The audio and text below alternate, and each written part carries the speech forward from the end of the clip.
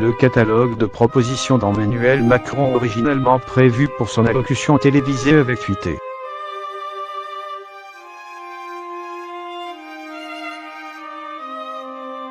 A-t-il procédé à des ajustements depuis ?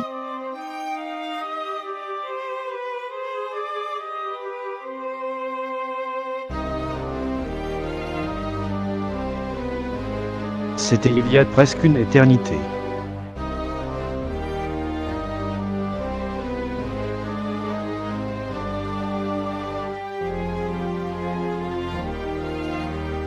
Lundi 15 avril, avant que Notre-Dame de Paris ne s'embrase, Emmanuel Macron avait prévu de s'adresser aux Français dans une allocution télévisée.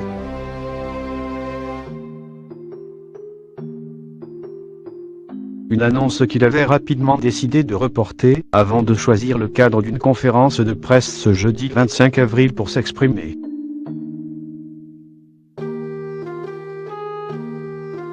La conférence de presse de Macron qui lance l'acte II de son quinquennat.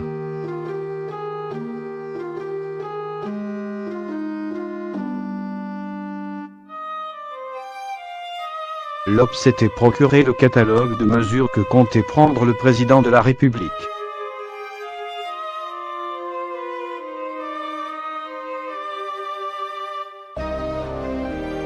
Baisse des impôts pour les classes moyennes, réindexation sur l'inflation pour les petites retraites inférieures à 2 000 €, moratoire sur les fermetures des écoles et des hôpitaux jusqu'à la fin du quinquennat, suppression de l'inventaire à la Prévert dont les contours restaient extrêmement flous.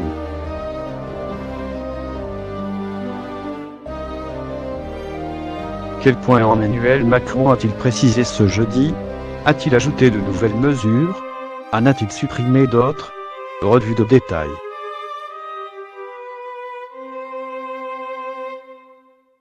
Les nouveautés.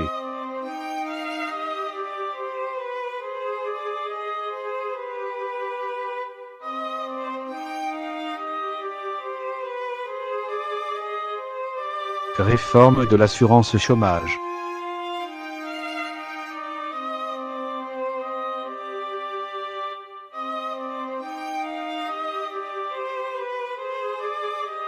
Pôle emploi n'aide pas les mères célibataires sur la garde des enfants, ce qui les oblige souvent à refuser un emploi.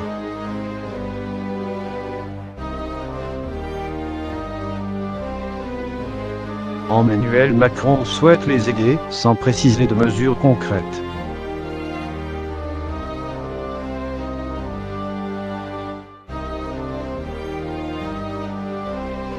Renégociation de l'espace changeant.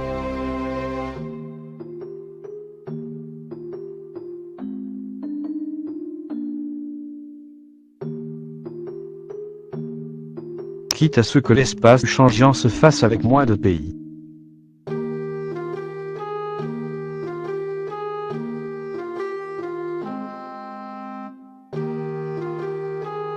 Emmanuel Macron a également proposé l'instauration d'un débat chaque année à l'Assemblée nationale sur la question migratoire.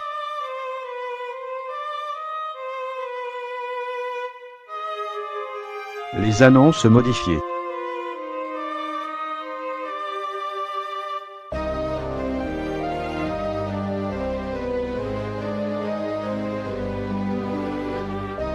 Suppression de l'an et d'autres structures.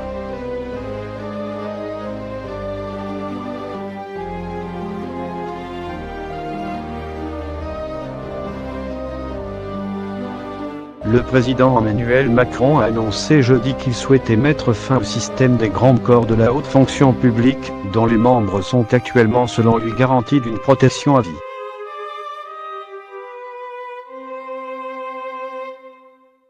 On doit y mettre à l'épreuve les jeunes hauts fonctionnaires.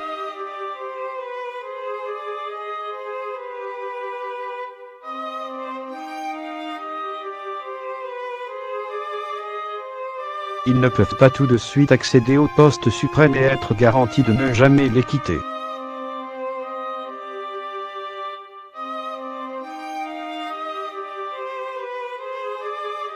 Je souhaite que nous mettions fin au grand corps, a dit le chef de l'État devant la presse à l'Élysée, sans évoquer la suppression de l'ANCA, une rumeur selon lui.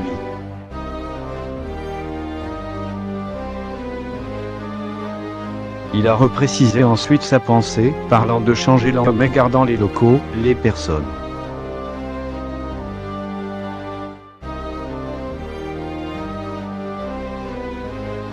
Indexation de l'ensemble des retraites sur l'inflation.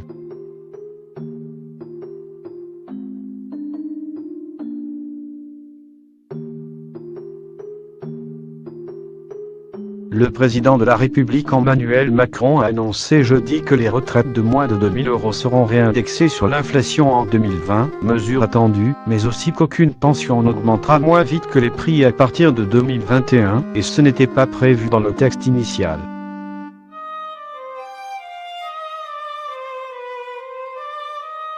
FA dans son premier texte, il écrivait « Je sais le souci et la charge des familles lorsque le moment vient d'entrer en FA.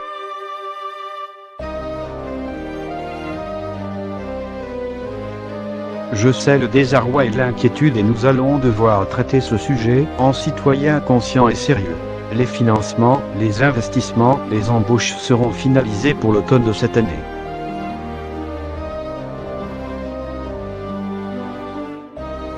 Il n'en a pas reparlé dans son discours d'introduction à la conférence de presse.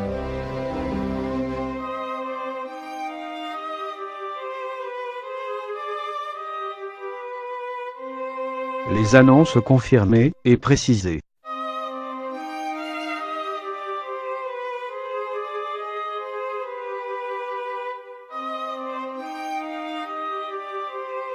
Davantage de proportionnel.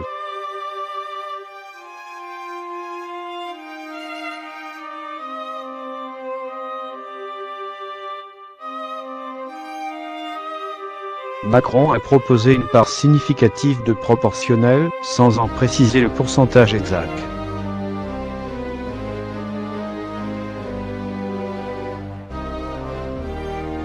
Il est personnellement favorable à une dose de proportionnel de 20%.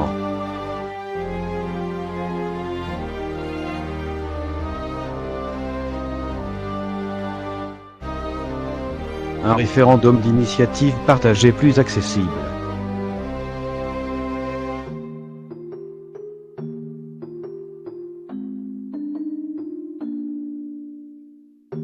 Le chef de l'État a d'abord partiellement répondu à l'une des revendications phares du mouvement né à l'automne, en disant aller plus loin sur le référendum d'initiative partagée, en faisant passer son seuil d'environ 4,5 millions de signatures, 10% du corps électoral, à 1 million.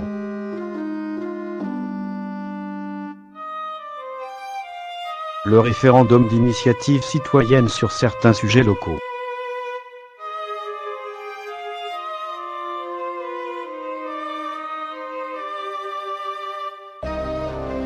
Renforcer la pétition. Inscrire à l'ordre du jour du conseil municipal un sujet important pour les citoyens.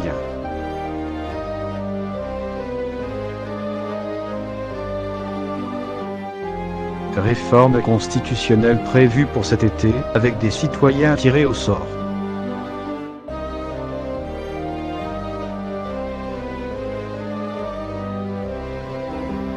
Création d'un conseil de la participation citoyenne.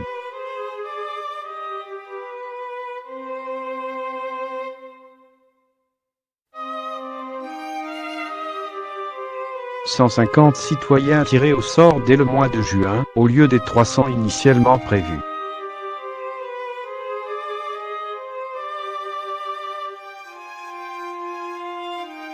Cette réforme doit revenir au Parlement à l'été.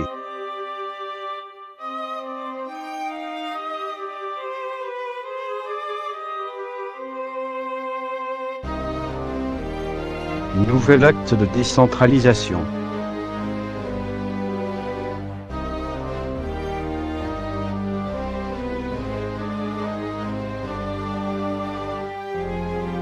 Emmanuel Macron a annoncé jeudi un nouvel acte de décentralisation dans les territoires, qui devra aboutir au premier trimestre 2020.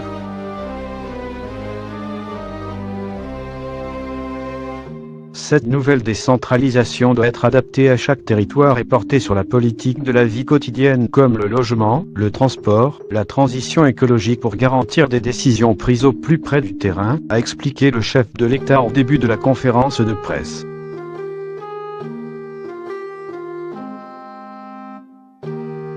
Ce nouvel acte de décentralisation devra s'appuyer sur quelques principes simples. D'abord responsabilité, lisibilité et financement, a ajouté le président, estimant que les décentralisations menées dans le passé ont été tout sauf claires, et elles n'ont pas permis ni de faire de véritables économies ni d'avoir une culture de la responsabilité démocratique.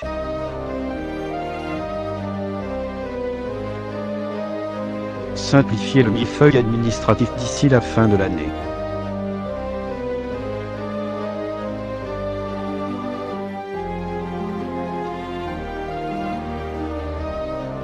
Plus de fonctionnaires sur le terrain.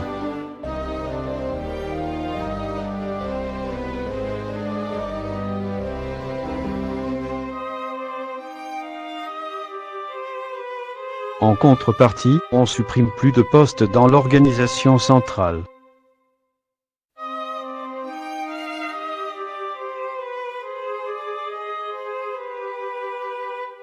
Plus de pouvoir et de responsabilité aux fonctionnaires de terrain.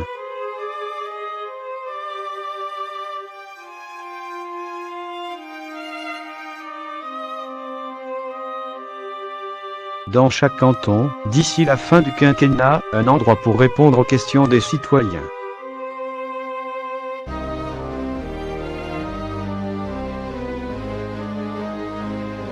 Le président de la République a appelé le gouvernement à présenter le mois prochain une profonde réforme de l'administration et a annoncé la création dans chaque canton, d'ici à la fin du quinquennat, d'un endroit où l'on puisse trouver une solution au problème, baptisé France Service.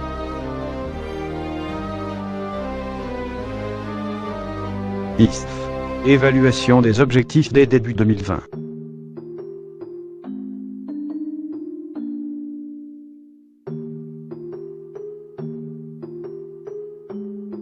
Si elle a des effets pervers, il faudra les corriger.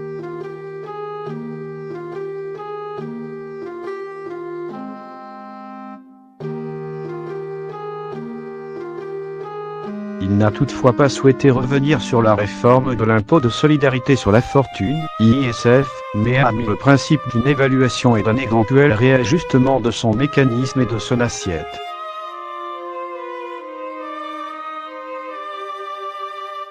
Baisse des impôts des classes moyennes et baisse significative de l'impôt sur le revenu pour les travailleurs.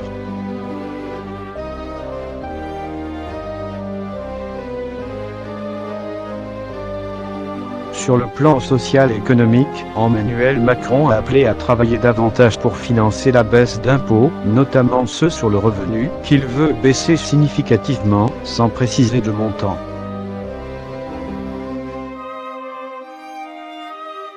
Suppression de certaines niches fiscales pour les entreprises.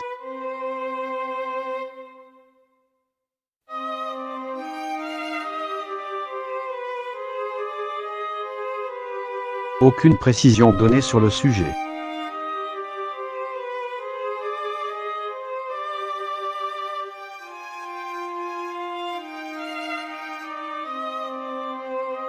Prime exceptionnelle prolongée.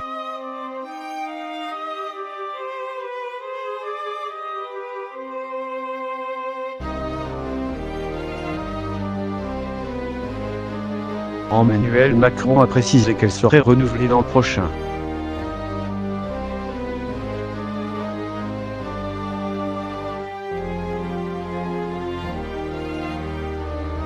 Dans le texte initial, il disait qu'elle serait pérennisée chaque année.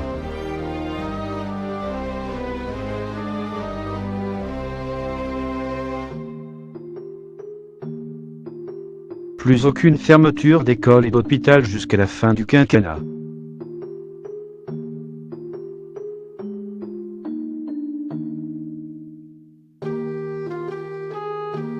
Les réorganisations sont nécessaires mais plus de disparition.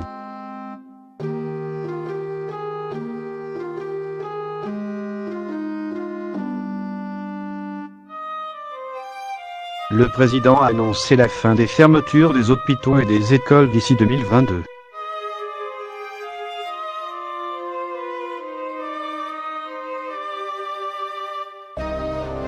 Maximum de 24 élèves par classe en grande section de maternelle et CE1.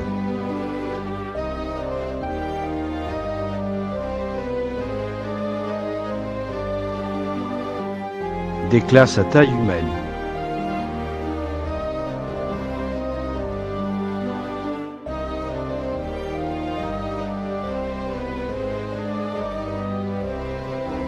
Mieux former les enseignants, revaloriser cette profession.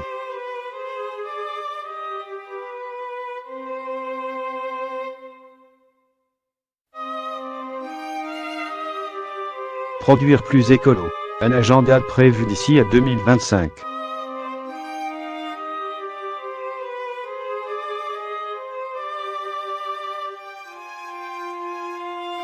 Emmanuel Macron a souhaité la mise en place d'un conseil de défense écologique qui réunira les ministres dédiés pour faire les choix stratégiques imposés par l'urgence climatique.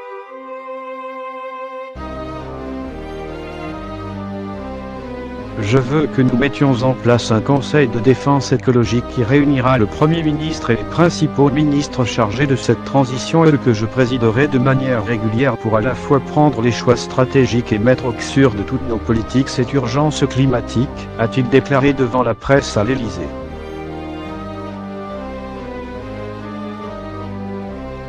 Le président a d'autre part annoncé que dès le mois de juin, la première mission des 150 citoyens tirés au sort pour siéger dans le futur Conseil de participation citoyenne serait de redessiner toutes les mesures concrètes d'aide aux citoyens sur la transition climatique.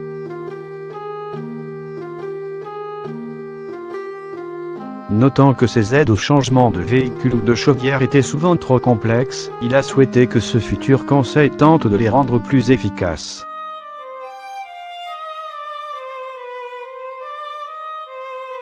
Mais ces citoyens pourront aussi définir si besoin était d'autres mesures incitatives ou contraignantes et si besoin était définir aussi des ressources supplémentaires et de proposer des financements pour ce faire, a ajouté le président.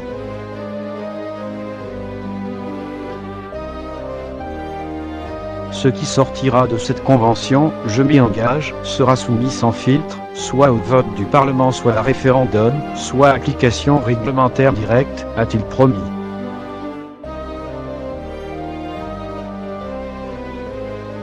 Mères isolées. Paiement des pensions dues.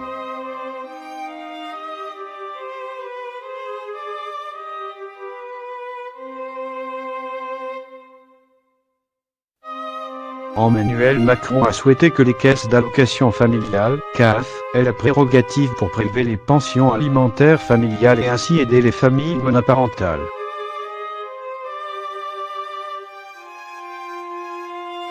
Ces fameuses familles monoparentales sont souvent ces mères vivant seules, a souligné devant la presse le président de la République, estimant qu'on ne peut pas faire reposer sur des mères l'incivisme de leurs anciens conjoints.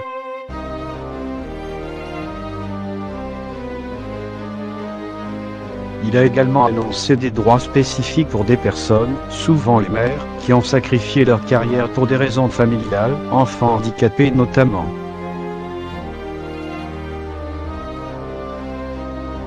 Macron défend une nouvelle fois la suppression de l'ISF. Ce n'est pas un cadeau aux plus riches.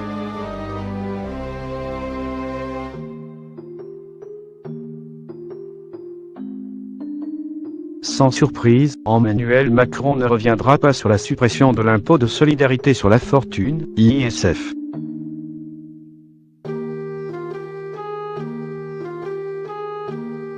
Lors de son grand oral devant la presse, ce jeudi 25 avril, le chef de l'État a répété qu'il ne toucherait pas à la réforme controversée qu'il a entreprise dès son arrivée à l'Élysée.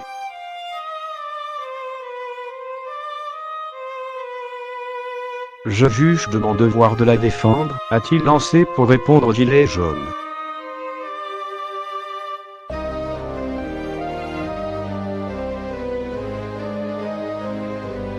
La suppression de l'ISF, c'est une réforme pour produire et pas un cadeau aux plus riches.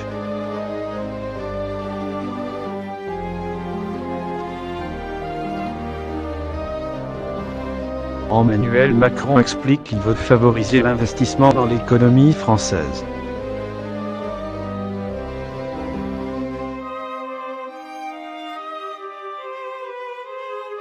Pour évaluer l'impact du dispositif qui a abouti à la création de l'impôt sur la fortune immobilière, IFI, un comité d'évaluation a été mis en place.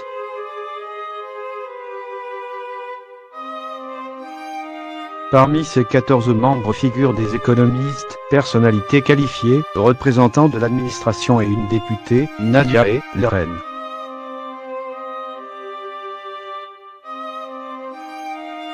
Le président de la République a en revanche annoncé qu'il voulait baisser significativement l'impôt sur le revenu.